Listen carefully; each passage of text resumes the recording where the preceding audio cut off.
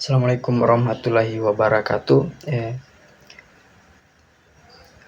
Baiklah, tujuan saya bikin video ini untuk memenuhi suatu tugas mata kuliah pengembangan kurikulum, yaitu dosen pengampunya Febri Rizky Susanti Kalaka, SPD MPD. Nah, dalam video ini saya akan membahas tentang perubahan kurikulum.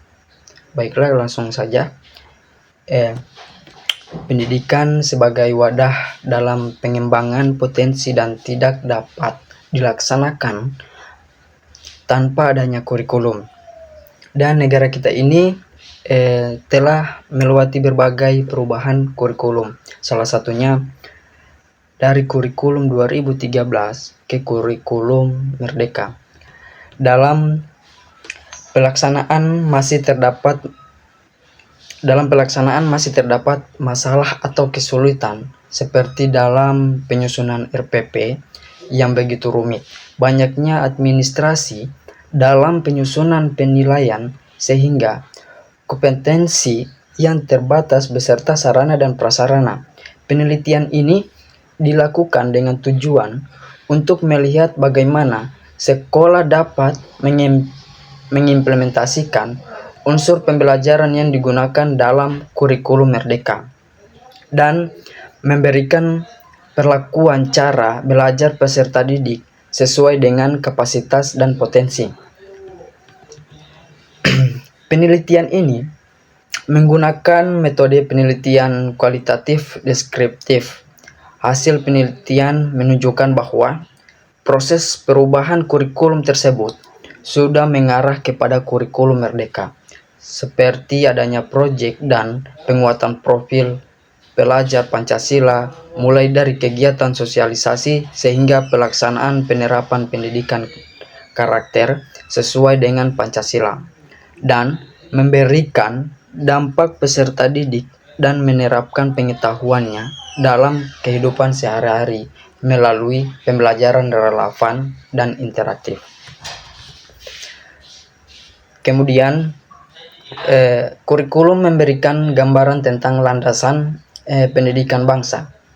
Kurikulum yang digunakan menentukan tujuan pendidikan bangsa.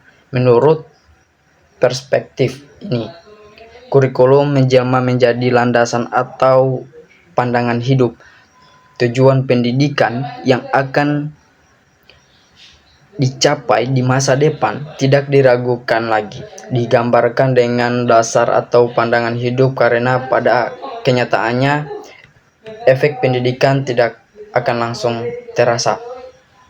Sebaliknya, mereka hanya akan diamati selama beberapa dekade mendatang. Pegangan pelaksanaan pendidikan dari tingkat dasar hingga tingkat pendidikan tinggi akan terarah dalam penyelenggaraan pendidikannya jika kurikulum dijadikan landasan yang kuat. Di masa depan, kita akan mencapai tujuan pendidikan kita. Kurikulum sering mengalami modifikasi yang harus selalu disempurnakan dan disesuaikan dengan cara di mana proses pembelajaran akan diterapkan pada peserta terkini dan kemajuan teknologi.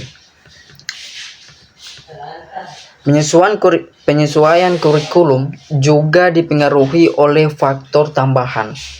Perubahan global yang cepat di berbagai bidang termasuk pendidikan mempengaruhi perubahan kurikulum dari kemerdekaan ke 2013. Akibatnya, itu terbukti bahwa modifikasi kurikulum mutlak diperlakukan untuk membangun global. Tentu saja alasan perubahan kurikulum bukanlah alasan perubahan kurikulum, melainkan pendapat yang muncul di masyarakat tampaknya menjadi satu-satunya alasan. Saat ini kurikulum Merdeka akan menggantikan kurikulum 2013 atau diperbaiki. Selain daripada itu, Profil pelajar Pancasila lebih memihak kepada peserta didik untuk mengembangkan kreativitasnya. Maka peserta didik dapat lebih leluasa dalam belajar, serta guru lebih merdeka saat proses belajar mengajar. Proses belajar Pancasila ini lebih mengutamakan kepada akhlak atau sikap dari seorang peserta didik tersebut, dengan harapan tidak hanya akademik yang bisa ditonjolkan, namun memiliki attitude atau karakter yang baik sesuai dengan poin-poin dalam profil pelajar Pancasila, dengan memiliki adab saat proses belajar mengajar. Profil pelajar Pancasila dapat menumbuhkan kreativitas pada anak, sebab mereka dapat menunjukkan bakat dan minatnya serta keterampilan yang dia miliki. Dengan begitu, guru harus bisa mengajar murid sesuai dengan potensi yang ada pada dalam dirinya. Kemudian untuk kesimpulannya, dalam transisi kurikulum 2013 ke kurikulum Merdeka, strategi ini pendidikan dalam menjalankan proses perubahan kurikulum tersebut sudah mengarah kepada kurikulum Merdeka, seperti adanya proyek dan penguatan profil pelajar Pancasila. Sebelumnya penerapan tersebut terdapat kegiatan-kegiatan dalam mengenal guru-guru terhadap Merdeka Belajar atau kurikulum Merdeka, mulai dari sosialisasi, pelatihan, hingga praktik pelaksanaannya, mengarah kepada pendidikan karakter berbasis Pancasila, dengan harapan peserta didik mendapat proses belajar yang sesuai dengan kebutuhan. Akan tetapi, dalam penerapannya juga terdapat kesulitan seperti menentukan metode dan strategi pembelajaran yang tepat, sehingga guru dituntut agar lebih inovatif dan kreatif dalam menyusun jadwal dan rancangan